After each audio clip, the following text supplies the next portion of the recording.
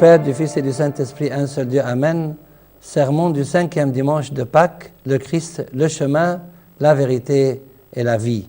Chers frères et sœurs, en introduction, les 6 dimanches de Pâques qui précèdent la Pentecôte sont le dimanche de Thomas, le Christ, mystère de notre foi, le Christ, pain de notre vie, le Christ, l'eau de notre vie, le Christ, la lumière de notre vie, le Christ, le chemin, la vérité et la vie, et finalement le Christ vainqueur. Aujourd'hui, c'est le 5e dimanche de Pâques, et à cette occasion, j'aimerais aborder le thème suivant, le Christ, le chemin, la vérité et la vie. L'extrait biblique de la Sainte Liturgie d'aujourd'hui se trouve dans l'Évangile selon Saint Jean, chapitre 14. Le Christ a dit « Je suis le chemin, la vérité et la vie, nul ne vient au Père que par moi. » La raison pour laquelle nous ne mettons pas au sein du Père l'icône du Père, mais celle du Christ, assis sur son siège, a à voir avec la conversation suivante dans le même chapitre entre Philippe et le Christ. Philippe lui dit « Seigneur, montre-nous le Père, et cela nous suffit. » Jésus lui dit « Il y a si longtemps que je suis avec vous, et tu ne m'as pas connu, Philippe. Celui qui m'a vu a vu le Père. Comment dis-tu, montre-nous le Père? Ne crois-tu pas que je suis dans le Père et que le Père est en moi? Croyez-moi, je suis dans le Père et le Père est en moi. » Saint Jean nous confirme ces dires au sujet de Dieu le Père. Personne n'a jamais vu Dieu, le Père. Le Fils unique qui est dans le sein du Père est celui qui l'a fait connaître. Premièrement, le Christ est le chemin. Il est le chemin qui mène à la vie éternelle. Or, la vie éternelle, c'est qu'ils te connaissent, toi, le seul vrai Dieu, et celui que tu as envoyé, Jésus-Christ. 2, il est le chemin qui mène au Père céleste. Le Christ a dit à Thomas, « Nul ne vient au Père que par moi. » Il a d'ailleurs fait des reproches à Philippe lorsqu'il lui a dit, « Il y a si longtemps que je suis avec vous, et tu ne m'as pas connu. Philippe, celui qui m'a vu a vu le Père. Comment dis-tu, montre-nous le Père? » 3, il est aussi la porte, car il a dit, « Je suis la porte des brebis, je suis la porte, si quelqu'un entre par moi, il sera sauvé, il entrera, et il sortira, et il trouvera des pâturages. » 4, il nous montre aussi le chemin, car il a dit, « Je t'instruirai et te montrerai la voie que tu dois suivre. Je te conseillerai, j'aurai le regard sur toi. » 5, voici quelques exemples de bons types de chemins à suivre. Le chemin royal. Nous suivrons la route royale sans nous détourner à droite ou à gauche. Ce chemin royal est aussi le chemin du Seigneur. Comme l'a dit Saint Jean-Baptiste, « Préparez le chemin du Seigneur, aplanissez ses sentiers. » Deuxième bon type de chemin à suivre, le chemin de la sagesse et de la droiture. Je te montre la voie de la sagesse, je te conduis dans les sentiers de la droiture. L'homme qui s'écarte du chemin de la sagesse reposera dans l'assemblée des morts. Après avoir quitté le droit chemin, ils se sont égarés en suivant la voie de Balaam. Troisième bon type de chemin à suivre, le chemin de la justice. Je marche dans le chemin de la justice. Les cheveux blancs sont une couronne d'honneur. C'est dans le chemin de la justice qu'on la trouve. Car mieux valait pour eux n'avoir pas connu la voie de la justice que de se détourner après l'avoir connue du saint commandement qui leur avait été donné. Quatrième bon type de chemin à suivre, le chemin de l'intelligence.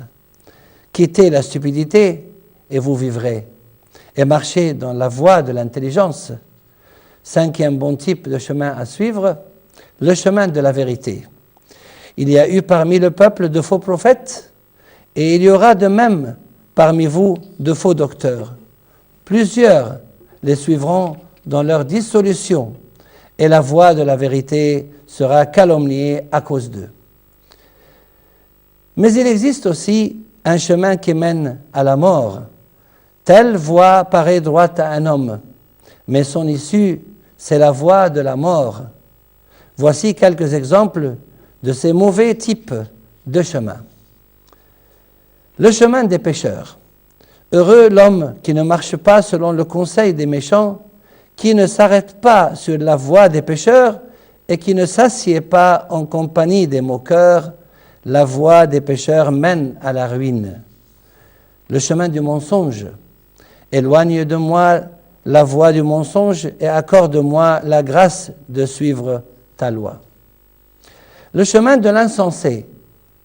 La voie de l'insensé est droite à ses yeux, mais celui qui écoute les conseils est sage.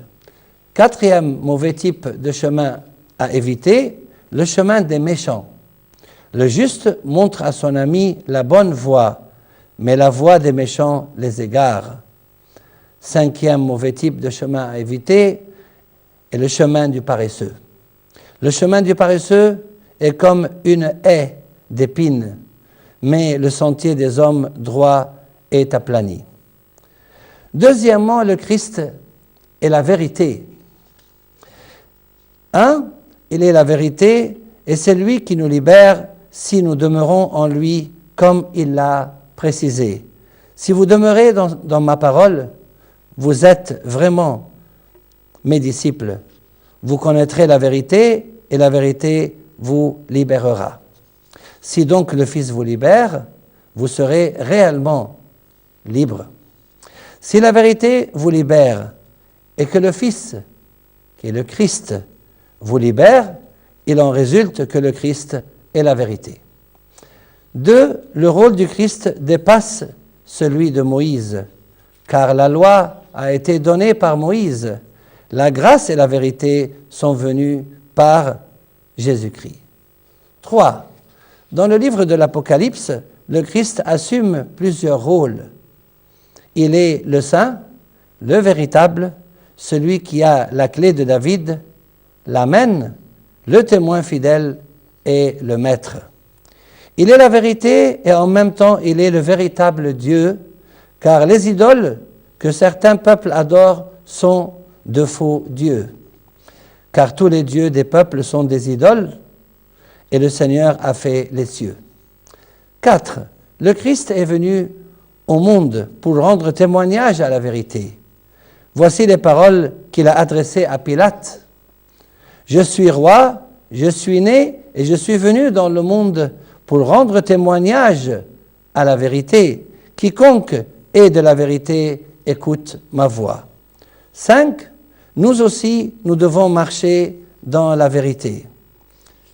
Mais celui qui agit selon la vérité vient à la lumière afin que ses œuvres soient manifestées parce qu'elles sont faites en Dieu. Saint Jean nous dit « Je n'ai pas de plus grande joie que d'apprendre que mes enfants marchent dans la vérité. » 6. À l'opposé du Christ, qui est la vérité, on trouve le diable. Le Christ a dit à ceux qui n'obéissent pas à ses commandements, « Vous avez pour père le diable, et vous voulez accomplir les désirs de votre père. Il a été meurtrier dès le commencement, et il ne se tient pas dans la vérité, parce qu'il n'y a pas de vérité en lui. Lorsqu'il profère le mensonge, il parle de son propre fond, car il est menteur et le père du mensonge. » Voilà pourquoi le Christ nous demande de dire la vérité, que votre parole soit oui, oui, non, non. Ce qu'on y ajoute vient du malin. 7. Quant au Christ, il est fidèle à ses promesses, car celui qui a promis est fidèle. Nous aussi devons faire preuve de fidélité envers ses commandements. Celui qui dit « je l'ai connu » et qui ne garde pas ses commandements est un menteur et la vérité n'est point en lui. Troisièmement, le Christ est la vie. 1. Il est la source de toute vie. En lui était la vie et la vie était la lumière des hommes. Le Christ a confirmé qu'il est la vie. Il a dit « Je suis la résurrection et la vie ». Pour saint Paul, Pour moi, certes, la vie, c'est le Christ, et la mort m'est un gain. 2. En prenant son corps et son sang dans l'Eucharistie, le Christ vit en nous. Celui qui me mange vivra par moi. 3. Il est aussi notre vie éternelle. Le Christ a dit ce qui suit en s'adressant à son Père céleste. Or, la vie éternelle, c'est qu'ils te connaissent, toi le seul vrai Dieu, et celui que tu as envoyé, Jésus-Christ. Le Christ a ajouté à ce propos, celui qui croit en moi, même s'il meurt, vivra, et celui qui quiconque vit et croit en moi ne mourra jamais. C'est en prenant le corps et le sang du Christ que nous obtenons la vie éternelle. Je suis le pain vivant qui est descendu du ciel. Si quelqu'un mange de ce pain, il vivra éternellement. Et le pain que je donnerai, c'est ma chair, que je donnerai pour la vie du monde. Celui qui mange ma chair et qui boit mon sang a la vie éternelle, et je le ressusciterai au dernier jour. Celui qui mange ce pain vivra éternellement. 4. Quant à ceux qui s'éloignent du Christ, ils sont morts spirituellement. Voici quelques exemples bibliques. À propos du fils prodigue, car mon fils, que voici, était mort, et il est revenu à la vie, il était perdu, et il est retrouvé. Le Christ dit à l'évêque de l'église de Sardes, tu es réputé vivant, mais tu es mort. À propos des personnes qui vivent de plaisir, mais celle qui vit dans les plaisirs est morte, quoique vivante. Le Christ a dit à un des scribes, suis-moi, et laisse les morts ensevelir leurs morts. Cela signifie, laisse ceux qui sont spirituellement morts ensevelir et s'occuper de leur mort charnelle et de tout ce qui est éphémère. Pour conclure, chers frères et sœurs, le Christ est le chemin qui mène à la vie éternelle et à notre Père céleste. Il est la vérité qui nous libère du péché et il est la vie car il a vaincu la mort. Demandons au Seigneur qu'il nous comble de joie grâce à sa glorieuse résurrection, et gloire à lui maintenant et pour les siècles des siècles. Amen.